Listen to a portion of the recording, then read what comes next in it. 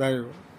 அருட்பெரும் ஜோதி அருட்பெரும் ஜோதி தனிப்பெரும் கருணை அருட்பெரும் ஜோதி. இப்போது உள்ளொளி தியானத்தை பற்றி நம்ம இப்போ தெரிஞ்சுக்க போகிறோம். பொதுவாக தியானம் எதுக்கு பண்ணுறாங்க சொல்லு? எதுக்கு தியானம் பண்ணணும்? இப்போ மூர்த்தி கேட்குறாப்புல, எல்லோரும் தியானம் பண்ணிட்டாக்குறாங்க, என்னத்துக்கு நம்ம மட்டும் தியானம் பண்ணோம்? அதனால் மனம் அதுனா மனம் தானே, மனதில் தியானம் பண்ணால் அப்படியே வானம் நம்ம கையில் கிடச்சிட போகுது அப்படின்னு நம்ம நினைக்கிறோம்.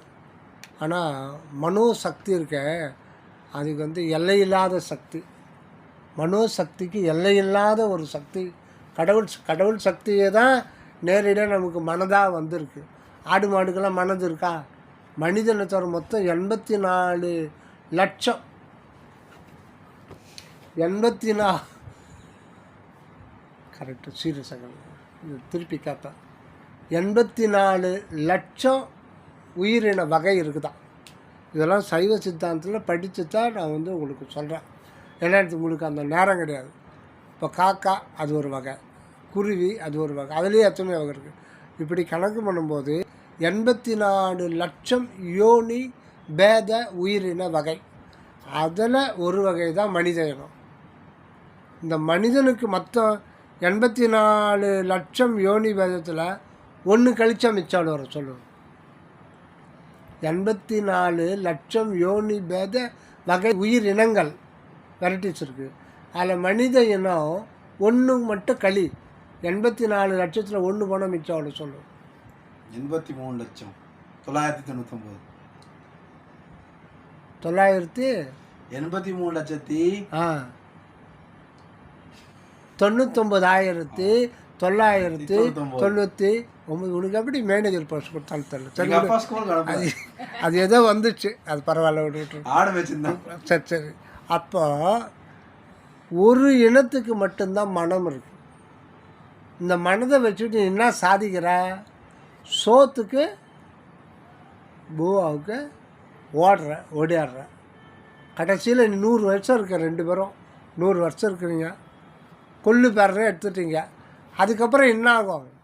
இதுவரையிலும் சாப்பிட்ட சாப்பாடெலாம் என்னாச்சு? எத்தனை டன்னு சாப்பிட்ருப்பீங்க, எத்தனை லாரி தண்ணி குடிச்சிருப்போம், அதெல்லாம் என்னாச்சு? எல்லாம் மலமாக போச்சு. புரியுதா?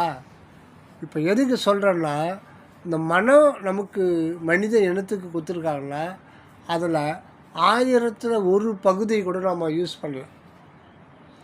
பிரெயின் இப்போ விஞ்ஞானிகளுடைய ஆராய்ச்சி எவ்வளோ கஷ்டப்பட்டு ஆராய்ச்சி பண்ணியிருக்காங்க.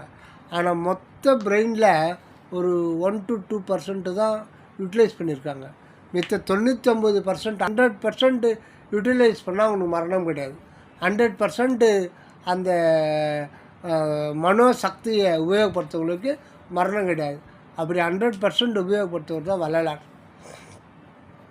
மனதுக்கு அவ்வளோ சக்தி. இப்போது ஒரு ஆற்றலை குவிக்கும் பொழுது இதாகும். இப்போது நம்ம பாடி இருக்கு இல்லையா, இந்த பாடியில் உடல் ஃபுல்லாக ஆற்றல் பரவி இருக்கு. சில பேர் ஒரு விரலில் ஒரு 50 கிலோ கூட தூக்குவாங்க, பார்த்துருக்கியா? அந்த மாதிரி ஒரு இது இருக்குது. ஒரு விரலில் இல்லை 2 விரலில் அப்படியே தூக்குவாங்க. நான் சின்ன பையனாக இருக்கேன், 6வது படிக்கிறேன். ஆடி கிருத்திகளில் இந்த பம்பை அடிச்சுட்டு காவடி எடுத்துட்டு திருத்தணிக்கு போவாங்க. அப்போ ஒரு முறை ஒருத்தர் வித்தை செஞ்சுட்டு வந்தார். அவர் ஏதோ ஒரு இதில் இது செய்கிறார். அவர் என்ன பண்ணார், தாத்தா அவர் ஒரு வித்தை செய்கிறார். என்ன வித்தைன்னா, இவ்வளோ பெரிய குடத்தில் தண்ணி ஊற்றுட்டாங்க, கையெல்லாம் தொடலாம், அதை தூக்கிறதுக்கு கஷ்டம். இவ்வளோ பெரிய குடம் ஃபுல்லாக தண்ணி. அதை இந்த மொத்த பல்லுலேயும் அதை கவ முடியாது. முன்னே 2 பல், கீழே 3 பல் அப்படியே கடிக்கிறார். கடித்து கீழே கொட்டாமல் ஏணி போடுறாங்க ஓட்டு வீட்டு மேலே. அது மேலே ஏறுறார். ஏறி நான் ஒரே ஒரு முறை தான் அதை பார்த்தேன். ஏறி கீழே கொட்டல, அதை சமமாக பிடிக்கணும்ல. ஏறும்போது அது அந்த குடம் லெவல் சாஞ்சா என்ன ஆகும்? தண்ணி கீழே கொட்டல, தண்ணியே கீழே கொட்டல, ஃபுல்லாக இருக்குது. அப்படியே ஏறி ஓட்டு மேலே கூரை மேலே ஏறி அப்படியே கவுத்துட்டார் மேலே. அப்போ அவருடைய சக்தி ஃபுல்லாக எங்கே கொண்டு வர்றாரு? பல்லில் கொண்டு வர்றார். அதே மாதிரி ஒரு விரலில் கூட வந்து சில பேர் வந்து வெயிட்டை தூக்குவாங்க. அப்போ இந்த சக்தியை ஒரு குறிப்பிட்ட இடத்துல நம்ம குவிக்க முடியும், ஆற்றலும் சரி. அதே மாதிரி மனோசக்தியை அது எங்கே பறக்குதோ அந்த இடத்துல குவிக்கும்போது அதுக்கு எல்லை இல்லாத ஆற்றல் வரும். மனம் வந்து மனம் நினைக்கிறேன் இல்லையா, மனம் நினைக்கிறேன் இல்லையா, மனம் நினைக்குதா இல்லையா? கான்சன்ட்ரேஷன் எல்லாம் எங்கேயும் போகக்கூடாது, இங்கே மட்டும்தான் இருக்கும். மனம் நினைக்கிறா. இந்த மனம் எங்கே இருக்குது உனக்கு செயல்படுது, எங்கே காரியப்படுது? மூளையில் இருந்து. மூளையில் இருந்து. மூளையில் வெட்டி பார்த்தா தெரியுமா? அதை மூளையில் தான் செயல்படுதா? நல்லா கரெக்டாக சொல்லு. மூளை தானே கமாண்ட் கொடுக்குது. அப்போ மூளையில் செயல்படுது. ஆனால் அப்படி கிடையாது, இந்த இடத்துல தான் செயல்படுது. காரணம், ஒன்று பார்த்து நீ பயப்படுற, ஒரு விஷயத்தை கேட்டு பயப்படுற. எது முதல்ல பாதிக்கும்? ஹார்ட் பாதிக்கும். ஹார்ட் வீக்காகிறவங்களுக்கு ஒரு பயம் பொருந்திய ஒரு தகவலை சொல்லக்கூடாது, பட்டுன்னு உயிர் போயிடும். அளவுக்கு மீறி சந்தோஷம் வந்தாலும் ஒரு பரமையாக ஒரு கஞ்சி தான் சாப்பிட்றான், ஒரு வேளை கஞ்சி. அவன் யதார்த்தமாக ஒரு லாட்டரி சீட்டு 10 ரூபா வாங்கிட்டான், 2 கோடி அடிச்சுன்னு பட்டுன்னு வந்து சொன்னால் சந்தோஷத்துலேயே உயிர் போனாலும் போயிடும். அப்படி ஒரு இருக்குது. ஆனால் சந்தோஷத்தில் பெரும்பாலும் போகாது, பயத்தில் மட்டும் பட்டுன்னு போயிடும். அதனால தான் வள்ளலார் வந்து பயம் பூஜ்யமாக இருக்கணுன்றார். பயம் இருக்கக்கூடாது வாழ்க்கையில். கவலை பயம் இருந்தால் அது நோயாக மாறிடும், உடம்பு ஃபுல்லாக பரவிடும். ஒரு பயம் வந்துச்சுன்னு வச்சுக்கோ, நரம்பு மண்டலம் பாதிக்கும், கை காலெல்லாம் நடுக்கும். உனக்கு நரம்பு தளர்ச்சி இருக்காது, ஆனால் பயம் வந்துச்சுன்னா ஃபஸ்ட்டு ஹார்ட் பீட்டிங் அதிகமாகும். ஹார்ட் பீட்டிங் அதிகமாக நரம்பு ஃபுல்லாக இதாகும், கை காலெல்லாம் உதறும், வேர்த்து கொட்டும். அதுவும் திடீர்னு வந்து ஒரு பயம் ஆயிடுச்சோன்னா, அளவுக்கு மீறி பயம் வந்ததுன்னா ஹார்ட் நின்றோம் பீட்டிங். அப்போது இதை எதுக்கு சொல்ல வர்றேன்னா, நமக்கு மனம் வந்து நம்ம எங்கே அது செயல்படுது காரியப்படுதுன்னு தெரியாது. ஆனால் இதெல்லாம் ஞானிகள் சித்தர்கள் யோகிகள் சொல்கிறாங்க, இதயத்தில் தான் செயல்படுது. ஆனால் நமக்கு தெரியாது. காரணம், அந்த குறிப்பிட்ட ஆர்கான் அது வந்து இதாகும். அதே மாதிரி அந்த பயந்துட்டால் மூச்சு இதாகும், மூச்சு வாங்கும். ஒரு இதுக்கு கோவப்பட்டாலும் மூச்சு வாங்கும், கோவப்பட்டாலும் இதாகும். அதிகமாக கோவப்பட்டால் அப்படியே வந்து பிபி வந்துடும். கோபம் பயம் இது மட்டும் கூடவே கூடாது. பயமும் கோபமும் ஆளை காலி பண்ணிவிடும். நீ கோவப்பட்டுனா என்ன பண்ணுறேன்னு உனக்கு தெரியாது, கைத்தை பிடிச்சி கொலை பண்ணிவிடும் அந்த நேரத்தில். அப்புறம் பார்த்தா ஐயோ கொலை பண்ணிட்டோமே, அப்புறம் அழுத வருமா போன உயிர். அதனால் கோபம் பயம் கூடாது. இப்போ இதெல்லாம் எதுக்கு சொல்லணும்னா, மனம் இயங்குகிற இடம் எதுன்னா இந்த ஆர்கான், இதயம்ன்ற ஆர்கான். ஆனால் அதுக்குள்ளே இருக்கிறது தெரியாது. அது ஒரு சுக்கும ஆற்றல். சுக்கும ஆற்றல் வந்து இப்போ காலாண்ட நினைப்போமா, கிட்னியில் நினைப்போமா, அந்த ஆற்றல் தான் நினைப்போம். ஆற்று ஒன்று பாதிச்சோன்னா எல்லா ஆர்கானும் பாதிக்க ஆரம்பிக்கும். அதனால் மனம் செயல்படுற இடம் எதுன்னா ஆற்று, அப்படின்னு நம்ம தெரிஞ்சுக்கணும். ஆனால் ஆற்று அர்த்தம் பார்த்தாலும் அங்கே மனம் இருக்காது. ஏன்னா மனம் வந்து உருவமும் கிடையாது, அது அருவுருவம்னு சொல்லுவாங்க. இரண்டும் கலந்த அது ஒரு ஆற்றல், அது ஒரு சக்தி. ஒரு சூழ்நிலையை நீ புரிஞ்சுக்கணுன்னா நீ திங்க் பண்ணும். எப்படி உன்னால் திங்க் பண்ண முடியுது? அதான் சக்தி. அந்த சக்தி நீ உன்னுடைய சக்தி இல்லை, அந்த சக்தியும் வளருது. எப்படி உடம்பு வளருதோ குழந்தை திங்க் பண்ணுமா? குழந்தைக்கு வராது. அது மனோசக்தி வளரும். ஆக மனோசக்தி உள்ளே இருந்து கொடுக்கப்பட்டு இருந்தாலும் அதுக்கு சூழ்நிலையினால்தான் வளருது. ஒரு குழந்தைய சாப்பாடெலாம் கொடு, ஒரு செவிலித்தாயை வச்சு பார்த்துக்க சொல்லு, எத்தையும் பேசக்கூடாது, சாப்பாடு மட்டும் கொடு, ஏன்னா பொம்மை மட்டும் கொடு, ஆனால் பேசவே கூடாது. 5 வருஷம் கழித்து அதை வெளியில் கொண்டு வரணும். அதுக்கு என்ன தெரியும்? நினைக்கவே முடியாது. இது பொம்மை, அது லைட்டு, இது ஃபேனு ஓடுது பாரு, சுவிட்சு போட்டால் தான் ஓடும். இப்படி நீ அதை சொல்லி சொல்லி சொல்லி அது கொஞ்சம் கொஞ்சமாக புரிஞ்சிக்கும். அது ஒவ்வொரு விஷயத்தையும், ஒவ்வொரு பொருள், ஒவ்வொரு சக்தி, சூரியன், அங்கே வெப்பம் வருது, இதெல்லாம் சொல்லி சொல்லி சொல்லி நாம் வெளியிலிருந்து சூழ்நிலை மூலமாக தான் மனம் வளருது. புரியுதா? கரெக்டா? இதெல்லாம் நீ நினச்சி பார்க்கணும். குழந்தையில உனக்கு வந்து பிறந்த குழந்த இப்போ ஒரு 10 மாதத்துல குழந்த உட்காருது. ஒரு பாம்பு போனால் என்ன பண்ணும்? பிடிச்சி அதுக்கு தெரியாது. அந்த பொருள், அது விஷம், மரணம், அதை பற்றி ஒன்றும் தெரியாது. ஹூ அப்படின்னு நீ பயமுறுத்தி வச்சுக்கோ.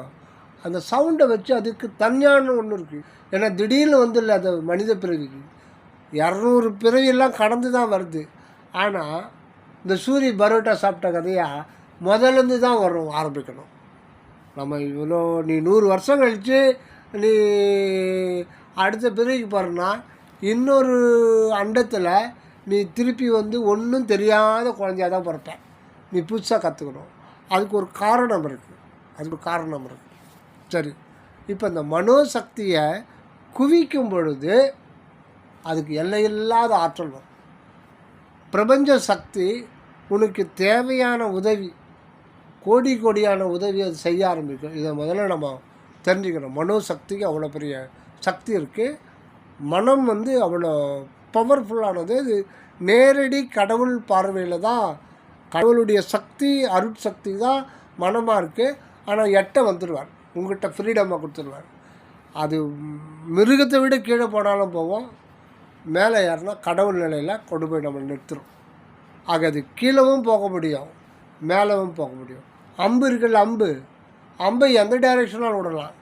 நீ எந்த டைரெக்ஷனில் விடுறியோ அங்கே உனக்கு அந்த உன்னுடைய கோலை பொறுத்து தான் டைரெக்ஷன் மாறும். ஓகேவா?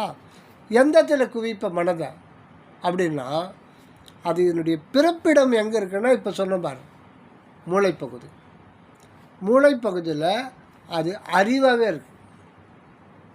உதாரணமாக இதெல்லாம் எதுக்கு சொல்கிறேன்னா, நல்லா கவனிக்கணும். இது வந்து ஞானிகள் சொல்கிறத உங்களுக்கு தொகுத்து ஒன்று கொடுக்குறான். இப்போ மனம் வந்து பொதுவாக இங்கே இருக்குது. நீ மூளையில் இருக்கிறதெல்லாம் ஒன்று சொல்ல முடியாது. நீ எதாவது சொல்கிற, கன்ஃபார்மாலாம் கிடையாது.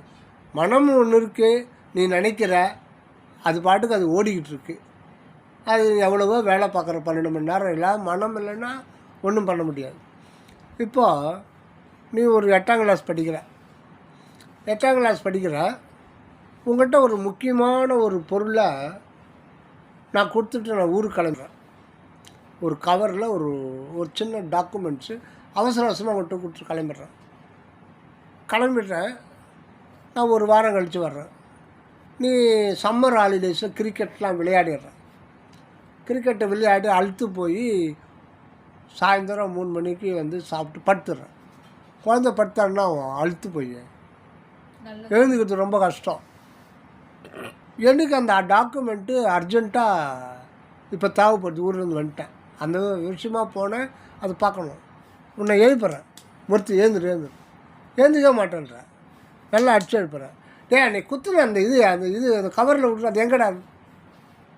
நீ வந்து உறக்க நிலையிலிருந்து விழிப்பு நிலைக்கு வர்ற.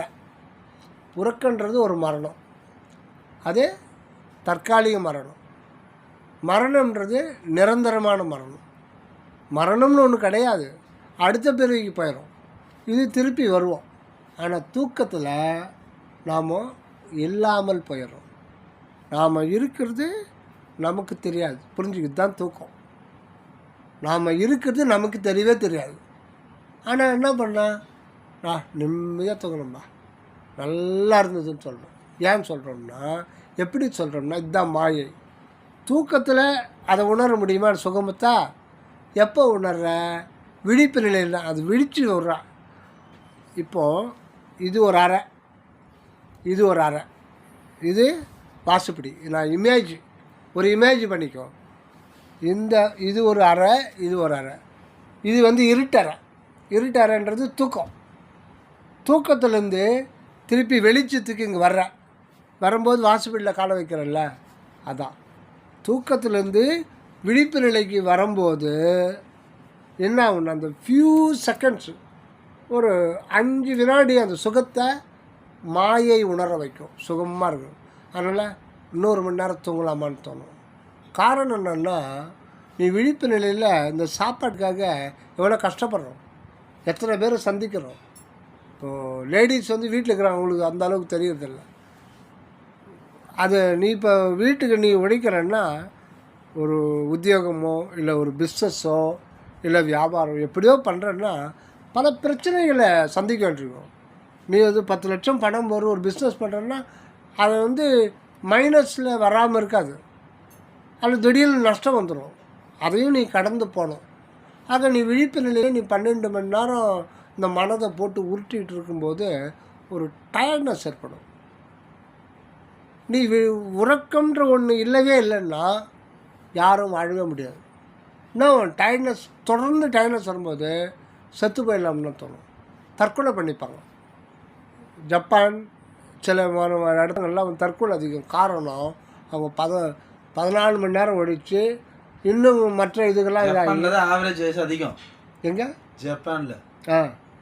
இல்லை, ஏதோ ஒரு கண்ட்ரி இருக்குது, அந்த கண்ட்ரியில் வந்து அதிகமாக உழைப்பாங்க. அதாவது அதிகமாக உழைச்சிக்கிட்டு தூக்கம் கம்மியாயிடுச்சுன்னு வச்சுக்கோ, கொஞ்சம் தான் தூக்கம், அவங்களுக்கு பழகிடும். அவங்களுக்கு மன உளைச்சல் தாங்க முடியாது, நல்லா தூங்கினா தான் எல்லாத்தையும் மறந்துட்டு திருப்பி விழிப்பு நிலைக்கு வரும்போது அந்த ப்ராப்ளத்தை ஃபேஸ் பண்ணுற சக்தி மனதுக்கு ஃப்ரெஷ்ஷாக கிடைக்கும். ஒரு புதிய பிறப்பு, விழிப்புன்றது அது ஒரு புதிய பிறப்பு, நியூ பர்த்து தான். இப்போது எதுக்கு நான் சொல்கிறேன்னா, உன்னை எழுப்பும்போது உடனே உன்னால் பதில் சொல்ல முடியாது. ஏன்னா அந்த மனம் இல்லாமல் போகிற இல்லையா, திருப்பி ஃபஸ்ட்டு நீ என்ன உணர்வேன்னா இருக்கிறத நீ உணர்வ.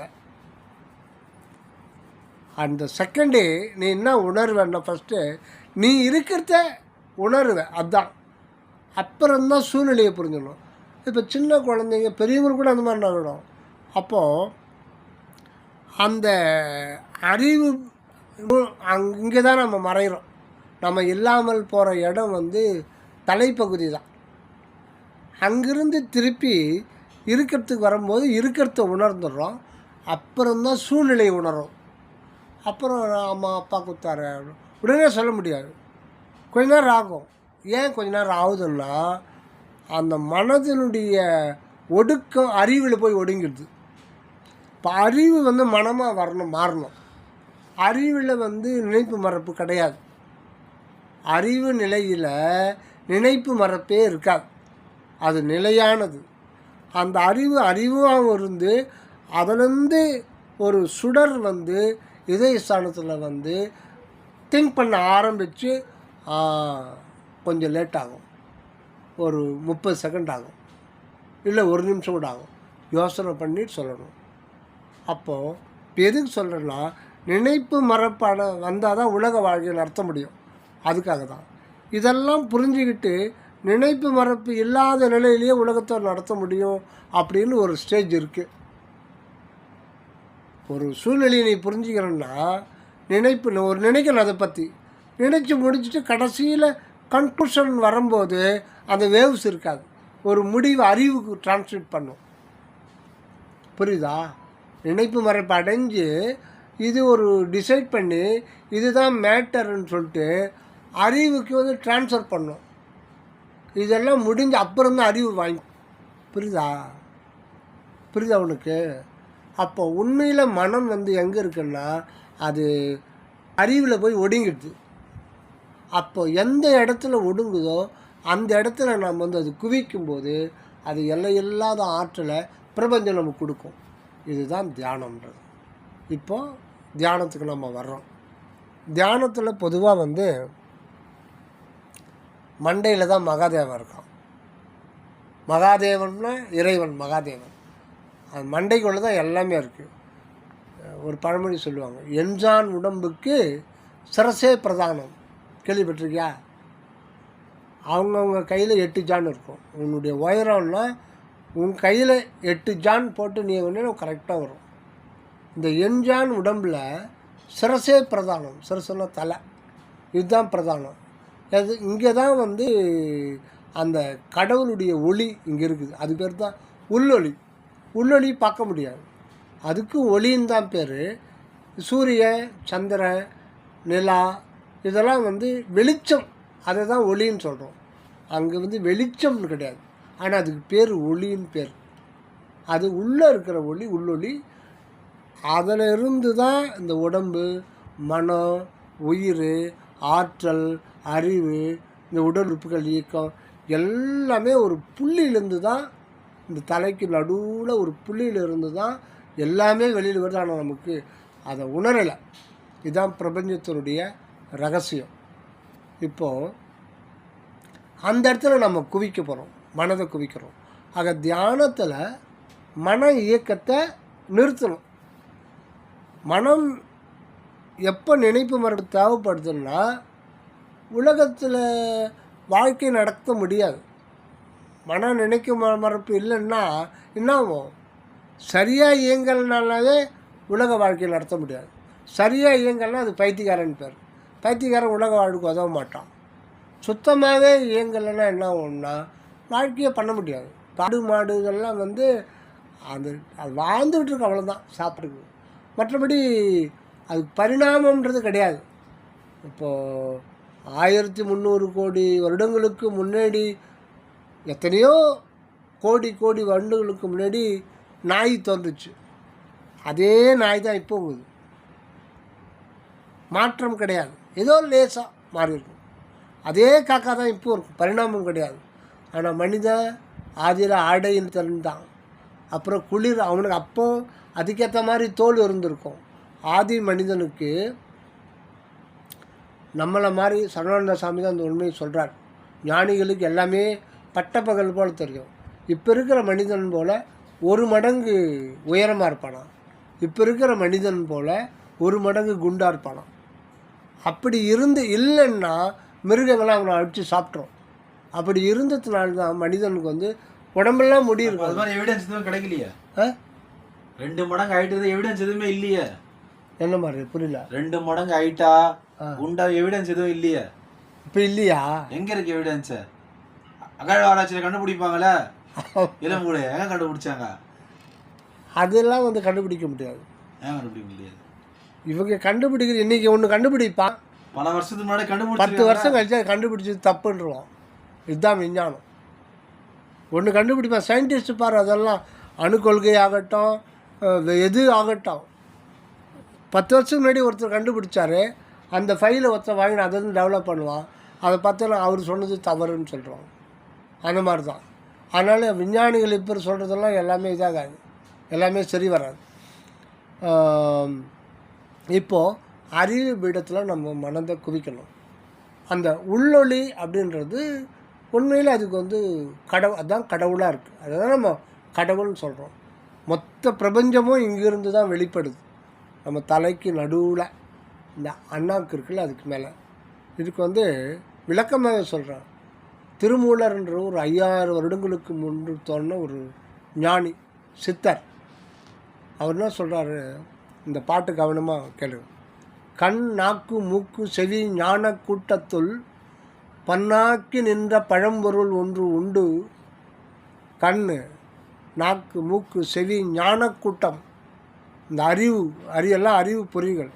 ஞான கூட்டத்துள் பன்னாக்கி நின்ற பழம்பொருள் ஒன்று உண்டு. பழம்பொருள்னா மிக மிக மிக பழமையானதுன்னா அது அனாதியானது. கடவுள்ன்றவர் என்றும் உள்ளவர். அவர் வந்து அவருக்கு ஒரு ஆதி அந்தம் கிடையாது, தோற்றம் மாற்றம் மறைவர் கிடையாது.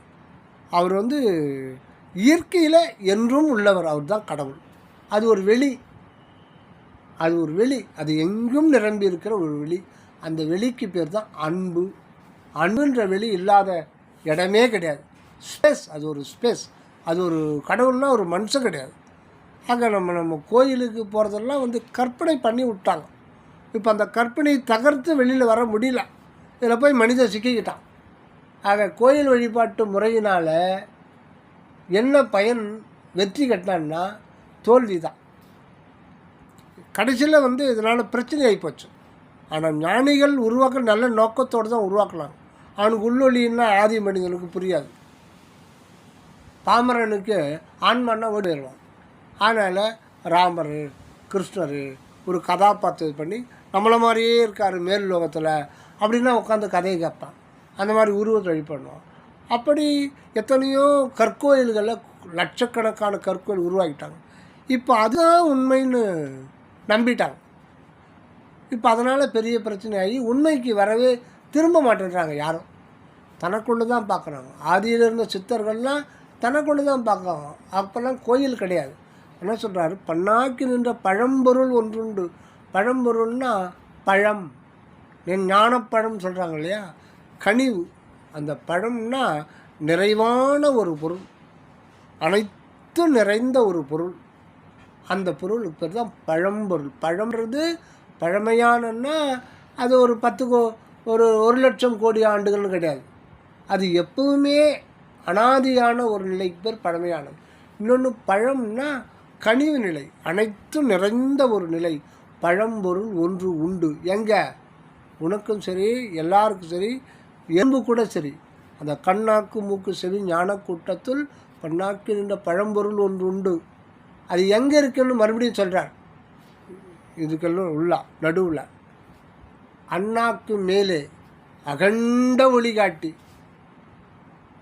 பெண்ணாக்கி நம்மை பிழைப்பித்தவாறு வாழ்வித்தவாறு. இதுக்கு அர்த்தம் நிறைய போகும். அது சுருக்கமாக சொல்லிடுறோம். ஆக நம்ம தலைக்கு நடுவில் தான் எல்லாம் வல்ல கடவுள், எங்கும் நிறைந்த கடவுள் இங்கே ஒரு அணுவாக இருக்கார். அது உள்ளொளி. ஆனால் அந்த உள்ளொளியை நம்ம பார்க்க முடியாது. ஆனால் நம்ம எல்லாமே உருவமாக பார்த்து எத்தனையோ கோடி பிறவிகளில் எத்தனையோ கோடி காலங்காலமாக நம்ம உருவத்திலேயே பழகிட்டோம். அதனால் நாம் ஒரு உருவத்தை வச்சாதான் மனதுக்கு ஒரு பிடிமானம் வரும். இல்லைன்னா தியானம் கூடாது. அதனால் ஒரு ஜோதியை மட்டும் இங்கே நினச்சிக்கணும். புருவ மத்தி, இந்த புருவ மத்திக்கு உள்ள 1.5 இன்ச்சுக்கு உள்ள ஒரு தீபச்சுடர். அது ஒன்றும் கஷ்டம் இல்லையா, அதை நினைக்கணும். இப்போது அதை நினைக்கும் பொழுது உடனே நமக்கு தியானம் கூடிடாது. தியானம்ன்றது அங்கே அந்த அன்பு வெளியே நம்ம டச் பண்ணமே அப்படி நினைக்கிறதுனாலே, அந்த நீ நினைக்கிறது வந்து இமேஜ் தானே. நீ நினைக்கிறது என்ன? கற்பனை. கற்பனைக்கு கடவுள் எட்ட மாட்டார். ஆனால் நீ முதல்ல கற்பனையில் தான் ஆரம்பிக்கணும். ஏன்னா நம்ம கீழ்நிலையில் இருக்கோம், எதுவுமே நமக்கு தெரியல. அதை நம்ம ஒத்துக்கணும். உடம்புல இதயம், நுரையீரல், கிட்னி சொல்லி எல்லாம் நம்ம படித்து தான் இந்த கிட்னி 2 இருக்குது அப்படின்னு சொல்கிறோம். இல்லை கிட்னி உனக்கு கிட்னி வேணும்டான்னு சொல்கிறோம் பார், செந்தில் கவுண்டமன் இதுக்கெல்லாம் கிட்னி வேண்டான்னு சொல்லிட்டு அப்படியே நம்ம இதுதான் கிட்னின்னு சொல்லிட்டு அந்த மாதிரி என்ன பொருள் எங்கே இருக்குது, அது என்னென்ன ஒன்றுன்னுட்டு அது இன்னொருத்தர் சொல்லி தான் நம்ம கேள்விப்படுறோம். ஆக நம்ம இக்னோரன்ஸ் தான் இருக்கோம், அறியாமை. அது ஒரு அக இருட்டு, உள் இருட்டு. அக இருள்னு பேர். உள்ளுக்குள்ளே நமக்கு ஒரு இருள் இருக்குது. அந்த இருளுக்கு பேர் அறியாமை, இக்னாரன்ஸ். அந்த அறியாமை போக்கிக்கிட்டு வாழறது தான் ரொம்ப ரொம்ப அதுதான் வாழ்க்கை. எப்படியோ சாப்பாட்டுக்காக மட்டும் இல்லை இதர சுகங்களுக்காக மட்டும் வாழறது அது அனிமல் லைஃப். இப்போ நம்ம தியானத்துக்கு வரோம். அங்கே புறமத்திக்கு உள்ள ஒரு தீபச்சுடரை நினச்சி அருட்பெரும் ஜோதி, அருட்பெரும் ஜோதி, தனிப்பெரும் கருணை, அருட்பெரும் ஜோதி. இது வந்து ஒரு 2-3 நிமிடம் சொல்லணும். இது வந்து ஆரம்ப கட்டத்தில் இது சொல்லிட்டு வாங்க. இப்போது அடுத்த ஸ்டெப்பு இதை வந்து ஒரு 10-15 நாள் பழகிட்டு வாங்க. பழகிட்டே வரும்போது அடுத்தது இந்த உள்ளொளி தியானத்தை வந்து வரலாறு வேறு ஒரு வகையில் சொல்கிறார். 8-2 தியானம்னு பேர். இப்போ தான் நம்ம செகண்ட் ஸ்டேஜுக்கு போகிறோம். இது ஒரு 10-15 நாள் சொல்லிகிட்டே வாங்க. இப்போ செகண்ட் ஸ்டேஜ் இப்போ சொல்லிடுறான். ஏன்னா அந்த இமேஜுக்குள்ளே அடங்க மாட்டார். இது ஏன் இமேஜ் பண்ணுறோம்னா, மனதுக்கு முதல்ல ஒரு பிடிமானம் வேணும். பிடிமானம் இல்லாமல் தியானம் பண்ண முடியாது. அதுக்காக நம்ம வந்து ஒரு உருவச்சிலை, மனித உருவில் அது பாவிக்க வேண்டாம். அதனால் இப்போ நேரடியாகவே வந்து உண்மையான ஒரு மார்க்கத்துக்கு வரணுன்றது தான் வடலூரில் ஜோதி ஏற்றி வைக்கிறார். அதனால தான் சன்மார்க்க நண்பர்கள் வீட்டில் வந்து அந்த கண்ணாடி குண்டுக்குள்ளே ஜோதி ஏற்றி வைக்கிறது. அது கடவுள் இல்லை, அது ஒரு ஞாபகார்த்தம். எல்லாமே நமக்குள்ளே தான் பார்க்கணும். ஆக அந்த தீபச்சுடரை இந்த புருவ மத்திக்கு நேர் உள்ள 1.5 இன்ச்சுக்கு உள்ள ஒரு தீபச்சுடர், அதுதான் கடவுள் அங்கே இருக்கிறார். இப்படி நம்ம தொடர்ந்து நினைக்கும்போது அங்கே உள்ளே இருக்கிற அது ஒரு வெளியே தனி வெளி, அது ரெஸ்பான்ஸ் பண்ணும். தொடர்ந்து அன்போட மனமுருகி நன்றி சொல்லணும். இறைவனுக்கு நம்ம வாழ்க்கையில் இந்த நிலையில் நம்ம வச்சுருக்காருன்னு இறைவனுக்கு நன்றி சொல்லணும். புரியுதா? எண்ணன்றி கொன்றார்க்கும் உய்வுண்டாம் உய்விலை செய் நன்றி கொன்ற மகற்கு. எண்ணன்றி கொன்றார்க்கும்னா அதில் செய் நன்றி அடங்கிறதில்ல. எந்த நன்றியும் மறந்தாலும் செய் நன்றி மறக்காதன்னா, எந்த நன்றின்னும் போது அதில் செய் நன்றி அடங்குதா இல்லையா? எந்த நன்றி மறந்தாலும் ஒருத்தன் வந்து எப்படியாவது அவன் பழிச்சுப்பான், கெட்டு போக மாட்டான் பணம். ஆனால் செய் நன்றியை மட்டும் மறந்தால் அவன் உருப்பட மாட்டான்றார். அப்போ எந்த நன்றின்னும் போது செய் நன்றி பார்ப்பா. செய் நன்றி என்னன்னா, இப்போ நீ வந்து ஒரு ஆளுக்கு கிட்ட கடன் கேட்குறாரு, ஒரு 10,000 கடன் கேட்குறாரு. கடன் கொடுத்துட்டு நீ கொடுக்குற, நீ வச்சுக்கப்பா, நீ நமக்கு தெரிஞ்சாலே வட்டியெலாம் கொடுக்காத, பொண்ணு கல்யாணத்துக்காக நீ கேட்குற, எத்தும்போ உனக்கு எப்போ வசதியோ அப்போ நீ கொடுன்ற. ஒரு 6 மாதத்துக்கு நீ வரான்.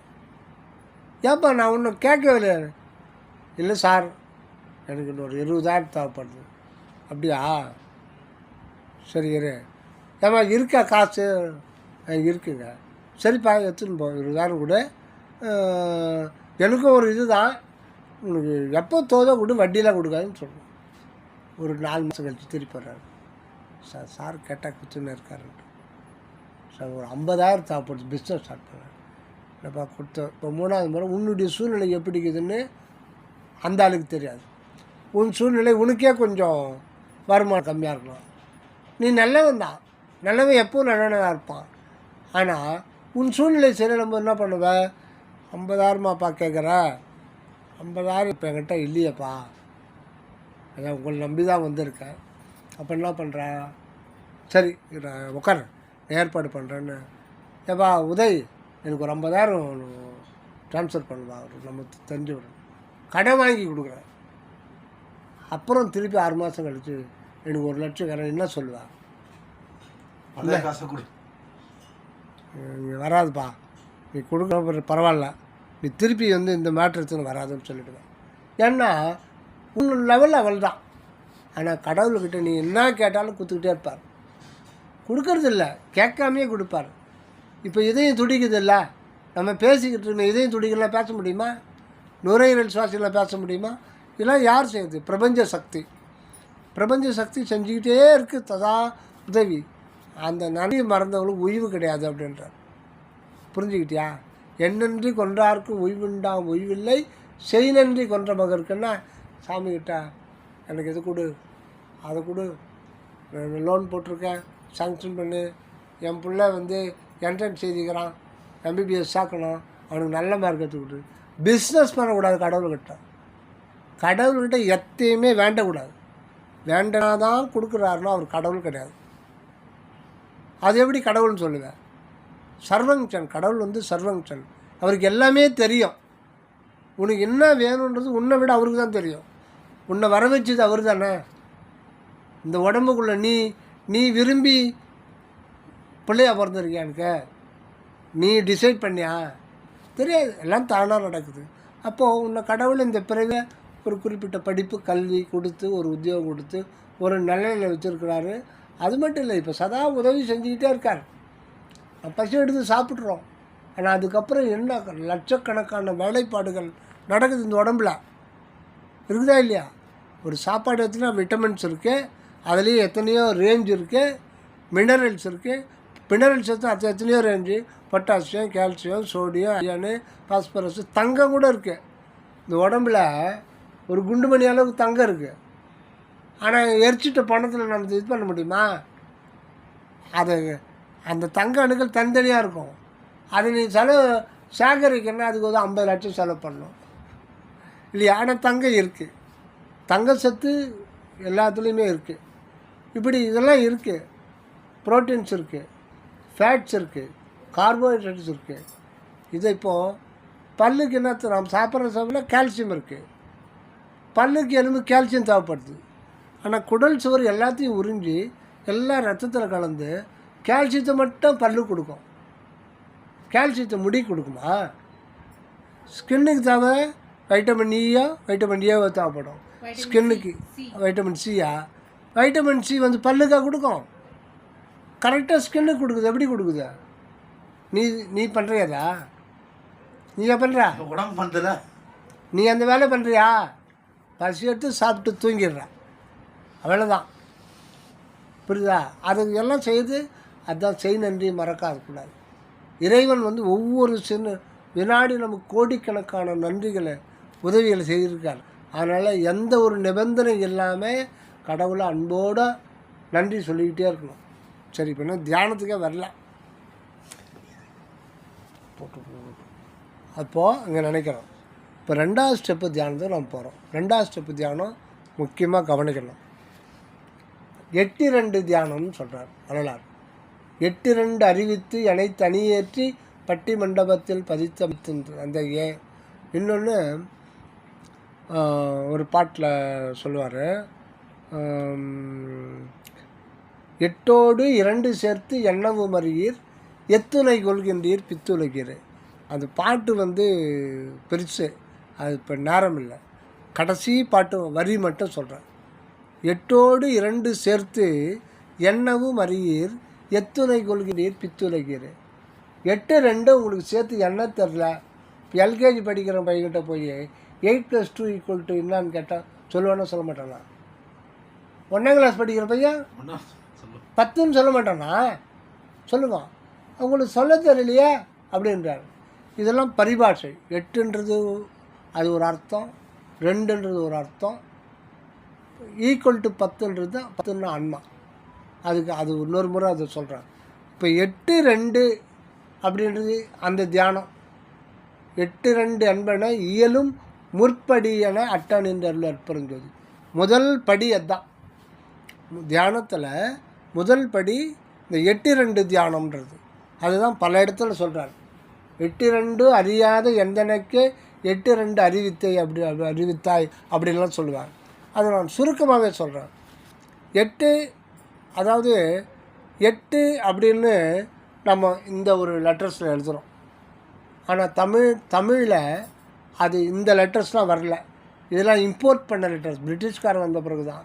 அதுக்கு முன்னாடி இதெல்லாம் பார்த்திங்கன்னா பக்கத்தில் கா அப்படின்னு போட்டால் 1. தமிழ் எழுத்தையே எண்ணுக்கு உபயோகப்படுத்திப்பாங்க. கா அப்படின்னு போட்டால் 1, 0க்கு 0, ஆ அப்படின்னு போட்டால் 8ன்னு அர்த்தம், ஊன்னு போட்டால் 2ன்னு அர்த்தம். எழுத்தையே எண்ணுக்கு உபயோகப்படுத்திட்டாங்க அந்த மாதிரி. இப்போது 8 அப்படின்னா ஆ, 2ன்னா ஊ. இப்போ ஒரே இதில் வந்து ஒரே கல்ல 2 மாங்கான்னு சொல்கிறாங்கல்ல, ஒன்றுத்துலேயே 2 அர்த்தம் இருக்குது. அந்த அர்த்தம் விரிவடைஞ்சு போய்கிட்டே இருக்கும். அது தனியாக தான் சொல்லணும். இப்போது ஊ அப்படின்றது அப்படின்னா அது உணர்வு. ஊன்னா 8ன்றது கடவுள், அது முதல் புரிஞ்சுக்கணும். 2ன்றது நாமம், மனுஷன், உயிர். 2ன்றது உயிர், 8ன்றது கடவுள். 2ன்ற உயிருக்குள்ளே தான் 8ன்ற கடவுள் இருக்கார்.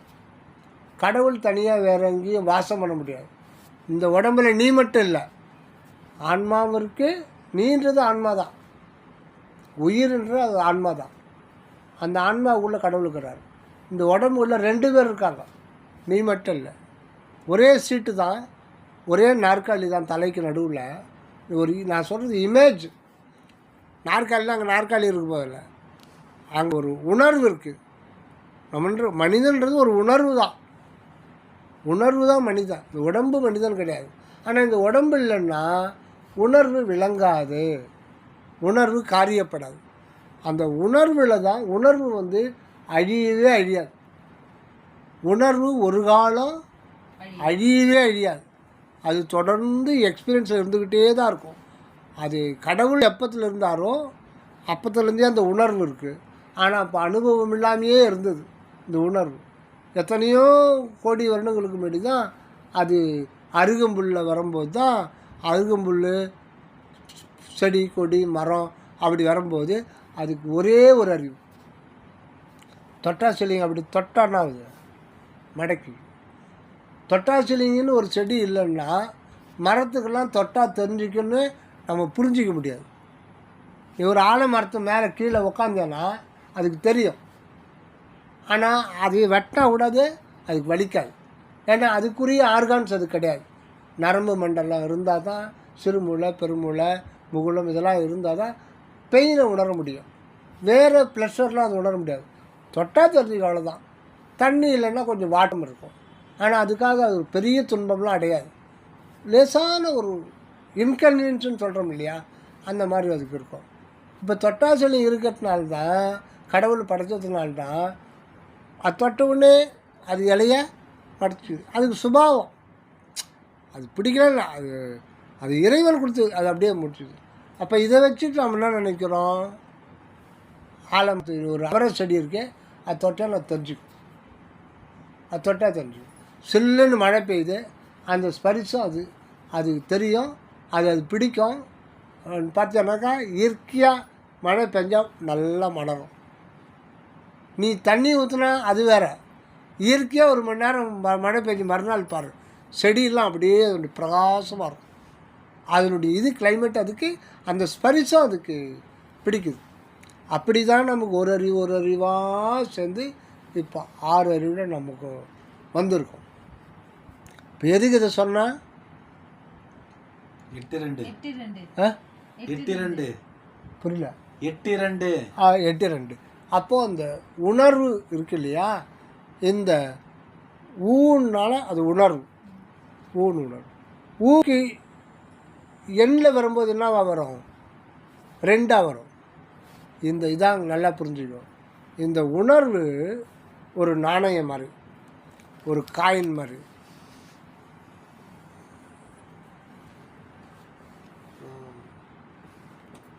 சரி, இது ஒரு காயின், பரவாயில்ல, விடு காயின் மாதிரி. இந்த பக்கம் இது வந்து இமேஜினேஷன், இது ஒரு இமேஜ். மேல் பக்கம் கீழ் பக்கம். ஒரே ஒரு காயினுக்கு ஒரு பக்கமாக இருக்கும், ஒரு பக்கம் இருக்க காயின் கொண்டு போடும்னா. ஒரு பேப்பர் இருக்குது, ஒரு பக்கம் இருக்க பேப்பரை மட்டும் இது பண்ண முடியுமா? அந்த மாதிரி பேப்பரு, காயின் இதெல்லாம் இயற்கையில் 2 பக்கம் இருக்குது. அதே மாதிரி உணர்வு 2 பக்கம் இருக்குது. அதனால தான் அதுக்கு 2ன்ற அந்த கொண்டாந்து அதை வச்சுருக்காங்க. இப்போது நமக்கு வந்து கீழ்ப்பக்கத்தில் தான் இருக்கும். ஒரே உணர்வு தான், மேல் பக்கத்தை பற்றி நமக்கு தெரியல. மேல் பக்கம் அது அறிவாக இருக்குது, கீழ்ப்பக்கம் ஜீவனாக இருக்குது, உயிராக இருக்குது. அதை பற்றி கூட நமக்கு தெரியல. ஜீவனோடு சேர்ந்துக்கிறது மனம், இந்த கண், காது, மூக்கு, இந்த உணர்வுகள்லாம் ஜீவனோட சேர்ந்து. இந்த அனுபவம்லாம் முற்று பெற்ற பிறகு தான் நம்ம மேல் பக்கம் இருக்கிற உணர்வு கொள்வோம். இந்த உணர்வு நிலையற்றது. இந்த ஜீவன், இந்த மனம், இதெல்லாம் இந்த பிறவியோட எல்லாம் உள்ள ஓடின்னு இங்கே காண வரும். ஆனால் மேல் பக்கம் இருக்கிற உணர்வு அது அறிவு உணர்வு. இந்த அறிவு உணர்வு எப்படி இருக்குன்னா, இப்போ அங்கே தான் கான்சன்ட்ரேஷன் பண்ணோம். என்ன, இருக்கிறேன், இது வந்து சொல்லு. இருக்கிறேன்னு ஒரு உணர்வு உனக்குள்ளே இருக்கா இல்லையா, எப்போ இருக்குது. அந்த இருக்கிறேன் அப்படின்றது தான் நம்ம நான் அப்படின்றோம். நான் அப்படின்னாலும் இருக்கிறேன் அப்படின்னாலும் ஒன்று தான், அல்லது நான் இருக்கிறேன் அப்படின்னாலும் ஒன்று தான்.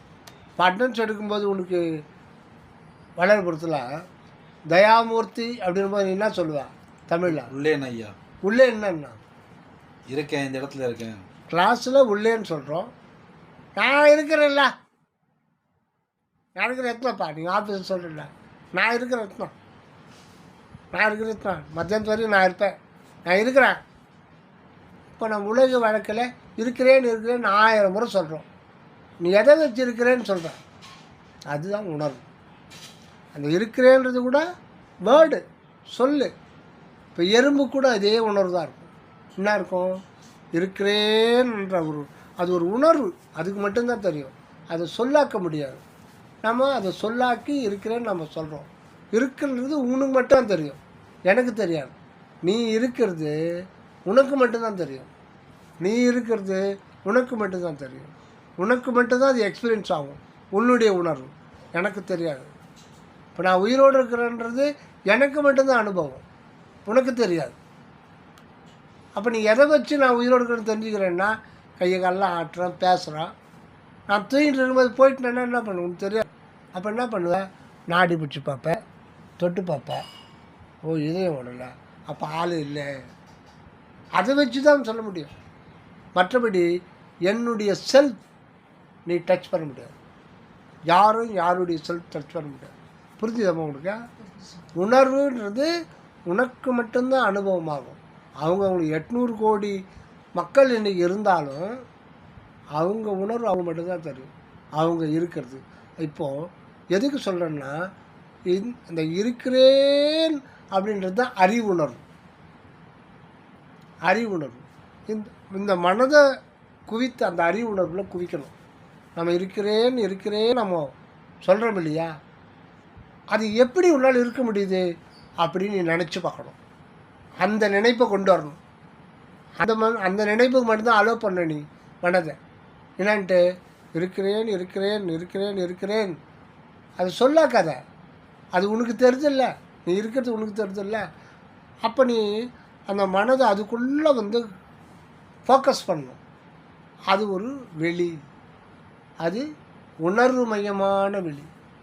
அது குண்டூசி நுனியை விட அதில் 1,00,000ல் 1 பங்கு தான். அது அணுத்துவமானது, அணுவை விட சிறிய ஒரு உணர்வு. புரியுதா அவருக்கு? அது ஒரு ஸ்பேஸ். வேக்கமா ஸ்பேஸ்மா. இது வெட்டவெளி இருக்கு இல்லையா, இதெல்லாம் வெட்டவெளி தான். இது எல்லாம் எங்கேயுமே முடியாது வெட்டவெளி. அது எங்கேயும் முடியாதனால இதுக்கு பேர் அகண்டம் பேர். இது எங்கேயாவது முடியுமா வெட்டவெளி? ஆகாய முடியாது. இதெல்லாம் நினச்சி பார்க்கணும். சும்மா போகிறோம் வர்றோம், ஆஃபீஸில் எனக்கு வேலை இருக்குது, 12 மணி நேரத்துக்கு பண்ணுறேன், இந்த ஃபைல் பார்க்குறேன், இந்த ஃபைல் பார்க்குறேன், எனக்கு சர்டிஃபிகேட் கொடுத்தாங்க வருஷம் ஃபுல்லாக. இதை வச்சுட்டு ஒன்றும் பண்ண முடியாது. இது சோத்துக்கு தான். புரியுதா? இது சோத்துக்கு. மற்ற கம்மியாக சம்பாதிக்கிற கூழ் சாப்பிடுவான், நீ கொஞ்சம் ஜாஸ்தி சம்பாதிக்கிறேன், நீ சம்பாதிக்க. அதான் கோயிலில் குறைச்ச கோயில் பேசாத, ரெக்கார்டு சாப்பாடு. புரியுதா? உட்காந்துக்கலாம், அலவுடு கிடையாது. நீ பேசுறது இப்போ அலவுடு கிடையாது. கேளுங்க. அப்போது தியானம்ன்றது ஃபஸ்ட்டு தன்னை அறிதல். தியானம்ன்றது know yourself, know your inner truth. உன்னுடைய அக உண்மை என்னன்னு நீ தெரிஞ்சுக்கிறது. நீ யார் நீ தெரிஞ்சுக்கிறது.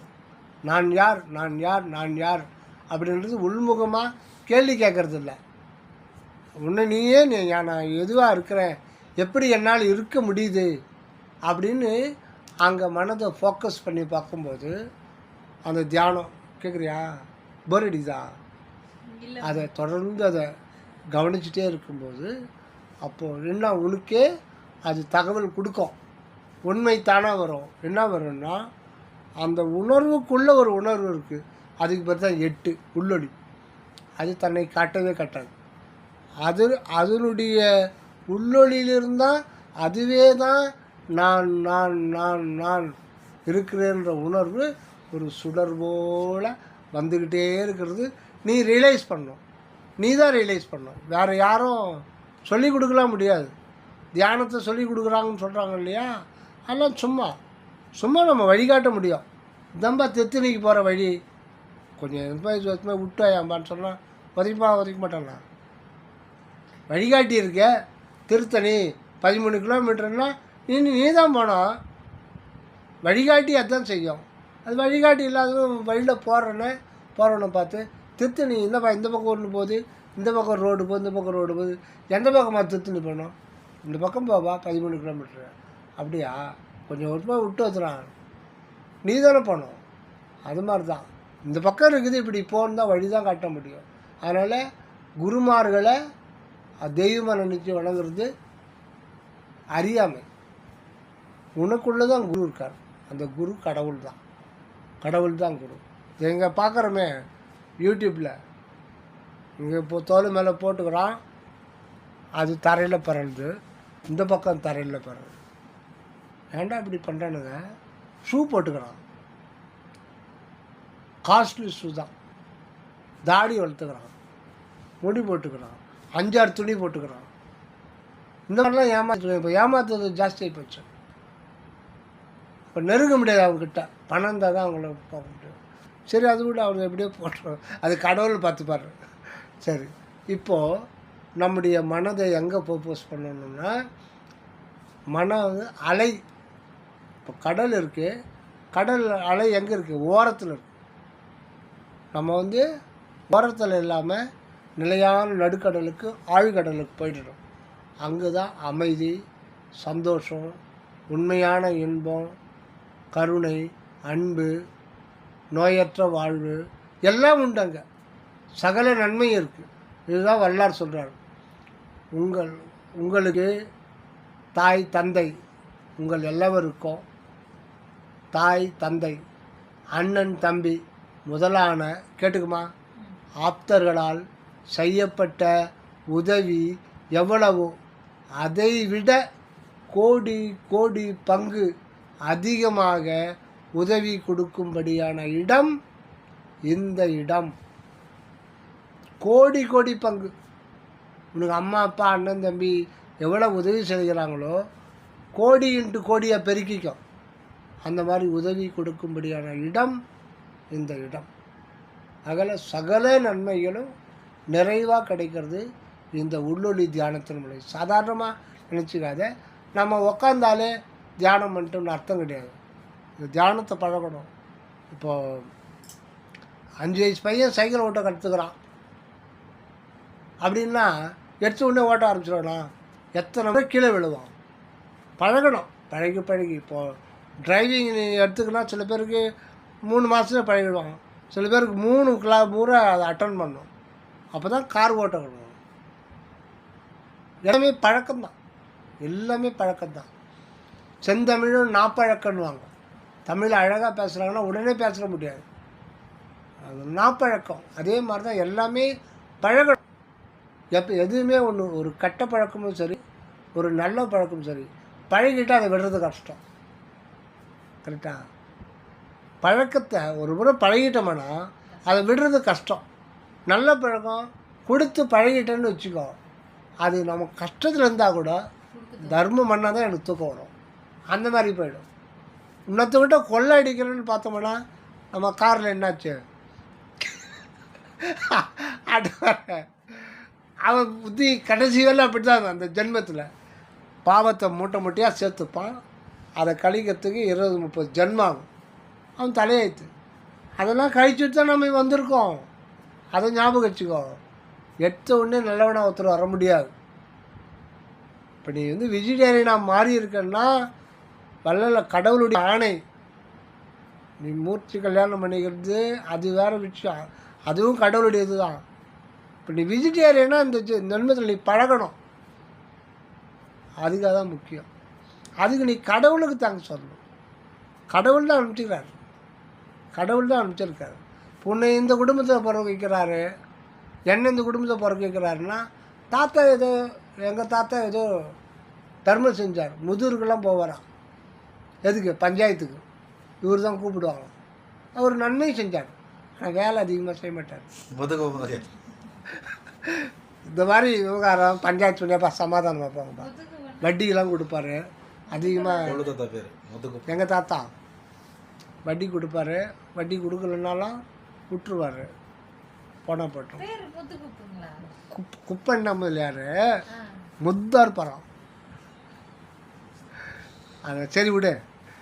இப்போது இதுதான் திண்டுக்கல் சுவாமி சரவானந்த சுவாமி உனக்கு பேர் வச்சோம். உணர்வெனும் என்னை ஓவர நிறுத்தி அப்படின்னு ஒரு பாட்டில் சொல்வார். அந்த உணர்வுன்றது உள்ளுணர்வு, அதுதான் ஊ. 8 2ன்னு சொல்கிறோம்னா இப்போது ஊ அல்லது 2. இப்போ இந்த 2ன்றது ஒரு காயின் மாதிரி. இப்போ நம்ம மேல் பக்கத்துக்கு போனோம். இப்போ நம்ம உணர்வு எல்லாம் கீழே இருக்குது, கீழ்ப்பக்கத்தில் இருக்குது. மனதோடு சேர்ந்து இருக்குது இந்த ஜீவன். இதில் இதனுடைய உண்மையும் நமக்கு தெரியாது. இதுதான் இருக்குது, பட் இதனுடைய உண்மையும் நம்ம தெரிஞ்சுக்கணுன்னா மேல் பக்கத்தை தான் போய் தெரிஞ்சுக்கணும். அந்த உணர்வுன்றது அது வந்து மனம் நினைப்பு மறப்பற்ற ஒரு சுத்த உணர்வாக இருக்கிறேன்றது அது தானாக விளங்குது. ஒவ்வொரு நொடியும் அது எப்படின்னா சொல்லணும்னா ஒரு உதாரணம், சுடர் போல் விளங்குது.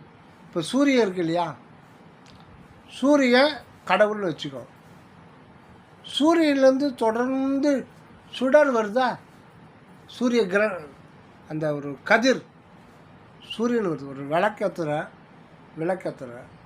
ஒரு இருட்டறையில் விளக்கத்துற விளக்குடைய சைஸ் எவ்வளோ இருக்கும், அந்த தீபம் ஒரு அவரை வித மாதிரி இருக்கும். ஒளி அங்கே மட்டும் நிற்குமா, ரூம் ஃபுல்லாக பரவிடுமா? ரூம் ஃபுல்லாக பரவும். அதுக்கு பேர் சுடர். ரூம் ஃபுல்லாக பரவக்கூடாது, அவரை விதமாக அங்கே மட்டும்தான் தெரியணும் முடியுமா? இயற்கை. அதே மாதிரி சூரியன்னா, சூரியன் வந்து அது தன்னுடைய ஒளியை பரப்பிக்கிட்டே இருக்கும், சுடர். இதுக்கு பேர் சூரியன்கிட்டேருந்து வர்றது சுடர். அது சூரிய ஒளி அல்லது சூரிய ஜோதி. அதிலேருந்து இயற்கையாக அதனுடைய இது தான். அதே மாதிரி 8ன்றது உள்ளொளி, அதுதான் ஞான சூரியன்னு வச்சுக்கோ, அதுதான் அற்பெருஞ்சோதி.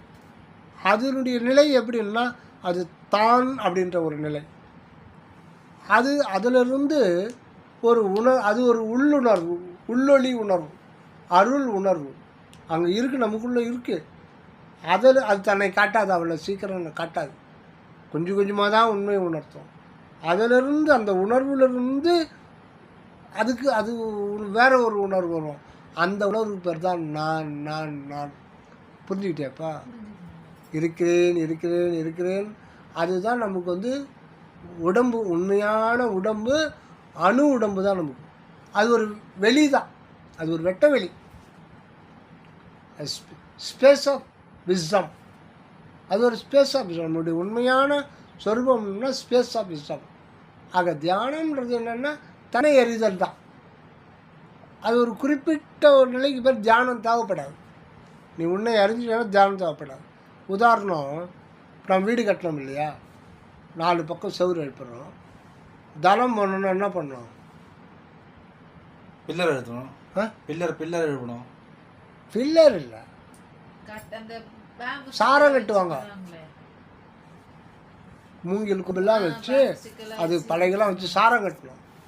சாரம் கட்டாமல் போட முடியாது. சாரம் கட்டிட்டு அதுக்கு மேலே சிமெண்ட்டு, கல், இதெல்லாம் ஜல்லி கில்லி சிமெண்ட்டு மணல் எல்லாத்தையும் போட்டு பரப்பிட்டு ஒரு 22 நாள் அப்படியே விட்டுடணும். விட்டுட்டு அந்த சாரத்தை கட்டணும், சாரம் எடுத்துடணும், அப்புறம் தேவையில்லை. அந்த மாதிரி தான் உண்மையை உணர்ந்து, இறைவன் அருளால் உண்மையை உணர்ந்துட்டேன்னா அப்புறம் தியானம் தேவையில்லை. அந்த ஒரு சாரம் கட்டுற மாதிரி தான் தியானம். அதுக்கப்புறம் தியானம்ன்றது தேவைப்படாது. முயற்சி இல்லாமையே நீயாக இருப்ப. நீ எதுவாக இருக்கிறாயோ அதுவாக இருக்கிறதுக்கு பேர் தான் தியானம். ஆனால் நம்ம எதுவாக இருக்கிறோமோ அதுவாக இல்லை. எப்போ இருக்கோம்? எலும்பு, தோல், ரத்தம், தசை, மூட்டு, மண்டை, ஓடு, இதுவாக தான் இருக்கும். இதுவாக தானே இருக்கும். இப்போ இந்த உடல் உணர்வுக்கு இறங்கி இருக்கும். இந்த உடம்பு தான் நான், இது மாத்திரம் தான் தியானம். உண்மையை உணர்வு தான் தியானம். அப்போது இந்த உணர்வு என்னும் எண்ணெய் ஓவர் நிறுத்தினா நம்ம இருக்கிறேன் முதல். இதெல்லாம் ஒரு ஆரம்ப ஸ்டேஜ்லாம், இதெல்லாம் முடிவு கிடையாது. இன்னும் போக வேண்டிய இடம்லாம் நிறைய இருக்குது. வெளிக்கடந்து சும்மா இருக்கும், அதுக்கு பெரிய ஸ்டெப்ஸ் இருக்குது. இது எல்லாமே இது ஆரம்பம்தான். ஆக இருக்கிறேன்ற அந்த உணர்வு ஒரு சுடர் போல தானாகவே இயற்கையில் வந்துக்கிட்டே இருக்கும். ஒவ்வொரு வினாடியும் வந்துக்கிட்டே இருக்கும். எப்படி இதயம் தொடர்ந்து இயங்கிட்டு இருக்குல்ல. ஒரு உதாரணம் சொல்கிறேன். நான் என்ன பண்ணேன், இந்த உதாரணத்துக்கு பேர் இதயமே என்னோடு நேசமாயிரு. இந்த உதாரணம். நைட் தூங்கிட்டேன், வேலைக்கு போனேன், கொஞ்சம் டயர்டாக இருந்தேன். மத்தியானம் ஒரு 3 மணிக்கு சாப்பிட்டேன், கொஞ்சம் ரெஸ்ட் எடுக்கலாம் அப்படின்னு சொல்லிட்டு அப்படி படுத்தேன். ரெஸ்ட் அப்படியே உறக்கணும். திடீர்னு ஒருத்தர் பேசுகிறார். ஏங்க நீ எப்போ பாரு ராத்திரி தூங்கி இப்போ போய் ரெஸ்ட் எடுக்கிறீங்க, நான் கொஞ்சம் ரெஸ்ட் எடுக்கணுமான்னு காதில் ஒரு யாரோ பேசுகிறாங்க. சுற்றி முற்றி பார்த்தா யாரும் இல்லை. யார் பேசுகிறது? யாருன்னு நான் தான் இதயம் பேசுகிறேன் அப்படின்னு. நான் கூட ஒரு நிமிஷம் ரெஸ்ட் எடுத்துனோம். ஐயோயோ, நீ ரெஸ்ட் எடுத்தால் என்ன ஆகுறது? நீ ரெஸ்ட் எடுத்தால் நான் எவர் ரெஸ்ட்டு? நான் என்னை 4 பேர் தூக்கிட்டு போனோம். தூக்கம் போச்சு. ஆக அது ரெஸ்ட் எடுக்குதா? தொடர்ந்து இயங்கிட்டே இருக்குது. பூமி தொடர்ந்து இயங்கிட்டே இருக்குது. நம்ம பேசிக்கிட்டு இருக்கோம். எங்கே சுற்றிட்டு இருக்கோம்? ஆகாயத்தில் வேகமாக சுற்றுது. 1 மணி நேரத்துக்கு 1,07,000 கிலோமீட்டர் வேகத்தில் இந்த பூமி சூரியனை சுற்றிட்டுருக்கு 1 மணி நேரத்துக்கு. நம்ம இதெல்லாம் நினச்சி பார்க்குறோமா? அதுக்கு எதுக்கு டைமு? நமக்கு எங்கே டைமு? ஃபோன் அட்டன் பண்ண மேனேஜரு, அது இது முக்கியமா அது முக்கியமா? பிரபஞ்ச சக்தி இதை பற்றி நம்ம பேச வேண்டியதே இல்லையா? என்ன அந்த பிரபஞ்ச சக்தி நினைக்காதனால ஒன்று ஃப்ராக்சர் ஆகிடும். இல்லைன்னா ஃப்ராக்சரே ஆயிடும். உட்கார போகவே கூடாது. அப்போது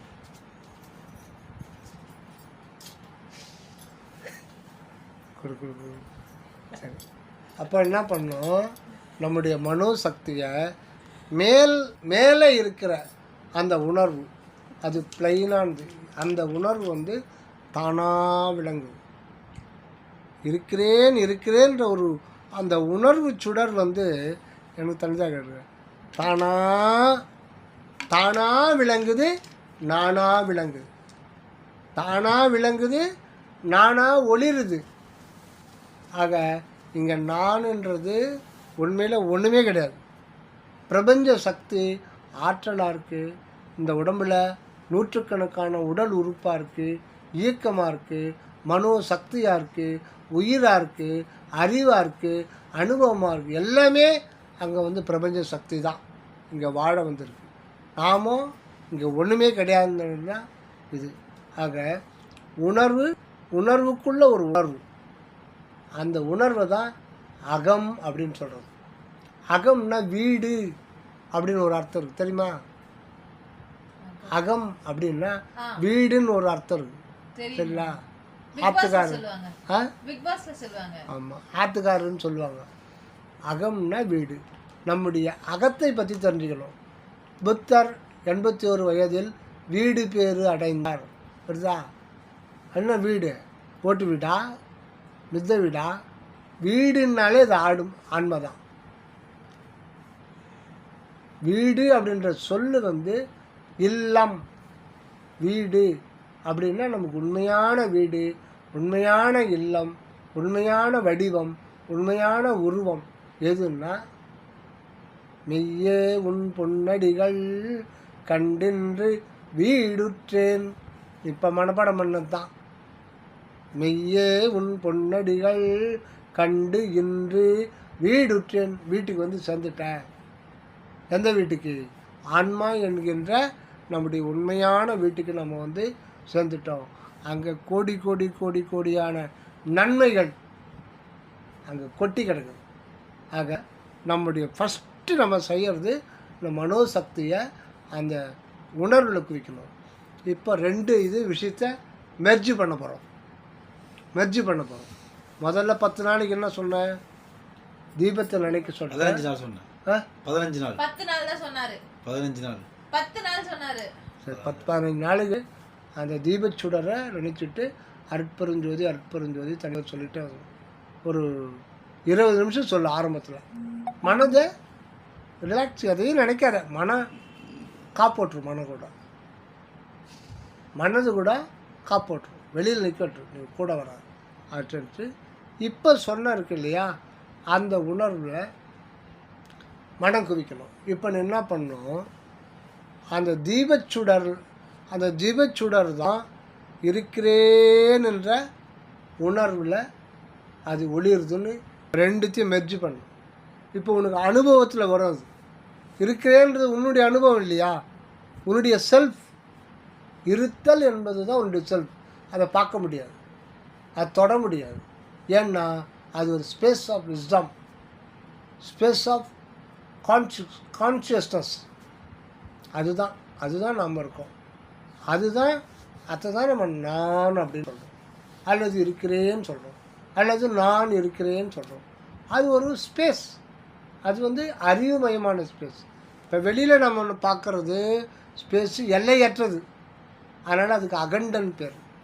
நமக்குள்ள ஒரு ஸ்பேஸ் இருக்குது, இதுவும் எல்லையற்றது தான். ஆனால் இது வெளிக்கிற ஸ்பேஸுக்கு ஜடம், அதுக்கு அறிவு கிடையாது. இந்த வெட்ட வெளிக்கு அறிவு இருக்கா? அறிவு இருக்கா? நமக்குள்ளே இருக்க வெட்ட வெளி இருக்குது, அதுக்கு அறிவுமயமான வெட்ட வெளி. அது அணுத்துவமானது, சிறியதினும் சிறியது. குண்டூசி நுனியில் 1,00,000 குண்டூசி நுனி இருக்க, அது இடம் எவ்வளோ இடம் இருக்கும்? அந்த இடத்துல 1,00,000 ஒரு பாகம்தான் அந்த. இது ஒரு உதாரணம். அது கூட அது ஒரு அறிவுமயமான ஒரு வெளி தான் நாம் என்ற உணரணும். அறிவுமயமான ஒரு உணர்வு, அறிவுமயமான வெளி. அது அங்கு தான் நாம் இருக்கிறேன்ற ஒரு தன்மையில் நாம் இருந்து கொண்டே இருக்கிறோம். இப்போது அந்த இதை வந்து அந்த ஒரு அனுபவத்தை, இருக்கின்ற அனுபவத்தை, அந்த தீபச்சுடர் இருக்கு இல்லையா, அந்த தீபச்சுடர் வடிவில் கூட நிப்பாட்டணும். இப்போ இமேஜும் ஃபஸ்ட்டு தீபச்சுடர்ன்றது இமேஜ், இது அனுபவம். இருத்தல்ன்றது உன்னுடைய சொந்த அனுபவம், அதை உள்நோக்கி பார்த்தா தெரியும். அதையும் மிக்ஸ் பண்ணி அந்த தீபச்சுடர் தான் நான் நான் நான் வழிபட்டிருக்கு. ஆனால் அது நான் கிடையாது. ஏன்னா அது என்னுடைய சுதந்திரத்தால் நான் இருக்கவில்லை. இருக்கிறேன்றது நான் என்ற ஒரு வண்ணத்தில், இயற்கையில், அது பிரபஞ்சத்தினுடைய ஒரு அறிவு சக்தி. அது அறிவுமயமான ஒரு ஞான சக்தின்னு சொல்லலாம். அது மெர்ஜ் பண்ணுறது, அதுக்குள்ளே தான் இறைவன் தானாக இருக்கிறார். இதெல்லாம் அனுபவத்தில் தான் கொஞ்சம் கொஞ்சமாக வரணும். இதோட நிப்பாட்டிக்கிறார். அற்பெரும் ஜோதி, அற்பெரும் ஜோதி, தனிப்பெரும் கருணை, அற்பெரும் ஜோதி.